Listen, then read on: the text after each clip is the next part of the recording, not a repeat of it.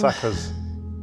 I mean, you look at Baya. I love him in person, firstly, but I love him as a player and everything that he represents as a footballer, not just on the field, but off the field as well. You know, he's trying to make a difference in many different areas, but you know that he's focused on his play as well, and that's what I love about him. So steps of people that I looked up to, my heroes, you know, someone like, you know, George Best, you know, someone like that, and then you look at, you know, Eric and Brian Robson. Brian Robson was a hero of mine, so, you know, to follow in their footsteps was always a dream of mine, and then obviously to wear it for England.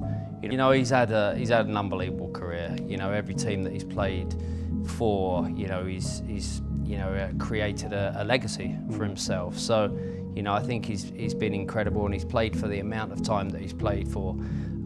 So he's had an unbelievable career, you know, firstly, because that's the way we always played, and it's the way that really, you know, we had so much success. I know the game's changed, and, you know, I think that managers like, you know, you don't have a traditional right winger, but then all of a sudden he creates a system where actually it goes back to the old school time. But, you know, I always see myself as a winger. You know, I can never see myself as any other position.